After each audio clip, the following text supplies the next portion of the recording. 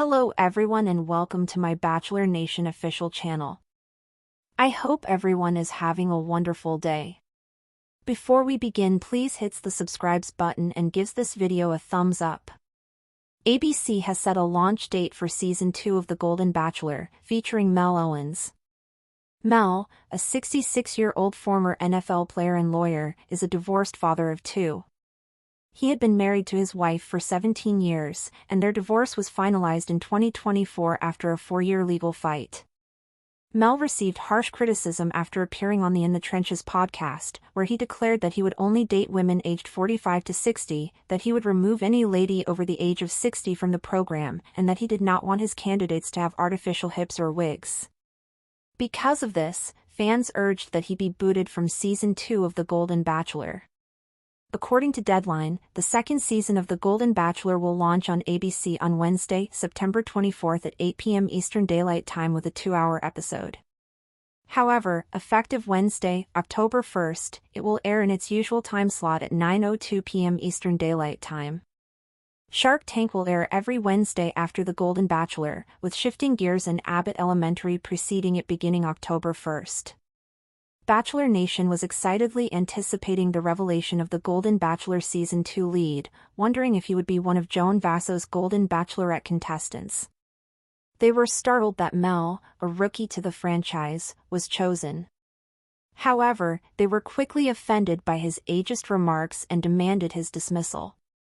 Although Reality Steve suggested that Mel would be recast, it does not appear that this will happen. This means that The Golden Bachelor Season 2 could be a massive disaster because so many people have promised not to watch Mel due to his inflammatory comments. I was really looking forward to The Golden Bachelor Season 2 because I loved it the first time around. I was inspired by both Jerry Turner's season and Joan Vasso's Golden Bachelorette season. Both demonstrated how energetic older individuals can be. I've also enjoyed seeing The Bachelor in Paradise Season 10 contestants having fun and thriving. Mel's ageist remarks, on the other hand, have tainted the proceedings because they contradict the show's theme. I'm not looking forward to watching an episode of The Golden Bachelor with a lead who contradicts all the show stands for. It's an insult to the women who will be cast this season to keep Mel on the show. I hope The Golden Bachelor dismisses Mel before the premiere starts filming. ABC's announcement of Season 2 of The Golden Bachelor was supposed to be a triumphant return, a continuation of the franchise's most wholesome chapter in years. After Jerry Turner's heartwarming journey and Joan Vasso's historic run as the first Golden Bachelorette, Bachelor Nation had become emotionally invested in the idea that love could bloom at any age. Viewers were eagerly awaiting the reveal of the next romantic hopeful. Would it be a familiar face from Joan's season? Perhaps someone who had captured hearts but didn't find love? Or a dignified new presence who embodied the values of kindness, respect, and wisdom that Season 1 had celebrated? Instead, ABC shocked fans by unveiling Mel Owens as the lead. Mel Owens was not a member of Bachelor Nation. At 66, the former NFL linebacker and corporate attorney had never appeared on any franchise show. His resume was impressive, a 2-decade career in litigation, sports broadcasting experience, and a commanding on-camera presence. Divorced with 2 adult children, Mel seemed, on paper, like a solid candidate. However, it quickly became clear that ABC's decision was not without controversy. Shortly after the casting news broke, a clip from Mel's appearance on the In the Trenches podcast went viral. In the now infamous interview, Mel stated that he would immediately remove any contestant over the age of 60, adding that he didn't want to date women with artificial hips, wigs, or outdated opinions on aging. His comments, delivered with an air of smug certainty, infuriated fans and caught ABC completely off guard. The backlash was swift and unrelenting.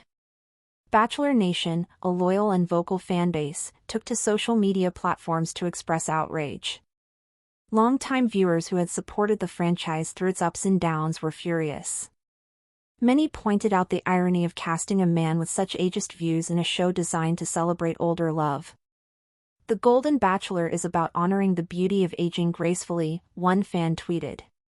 Mel Owens is mocking it. This is not what we signed up for. ABC was in a bind. The show was already scheduled to premiere on September 24th with a 2-hour episode. Filming was slated to begin in just 2 weeks.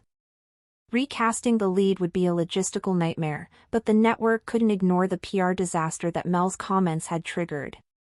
Behind closed doors, crisis meetings were held at ABC's headquarters in Burbank. Executives debated the risks of moving forward with Mel. Would audiences boycott the season? Would advertisers pull support? Could a well-crafted apology repair the damage? Producers scrambled to rewrite contestant intros and tweak promotional materials, anticipating the worst. Mel, meanwhile, attempted damage control. In a statement released through his publicist, he wrote, "I apologize for my recent comments on In the Trenches. They were meant to reflect my personal dating preferences, but I recognize that my words were insensitive. I have the utmost respect for women of all ages and regret anything I said that suggested otherwise." The apology rang hollow for many. It didn't help that Mel refused to appear on Good Morning America or The View to answer for his remarks. His team insisted he was being unfairly vilified, and Mel himself reportedly told a close friend, "I'm not going to let woke Twitter cancel me." The situation worsened when screenshots emerged from Mel's private Facebook account, in which he had previously made disparaging comments about women in their 60s and 70s.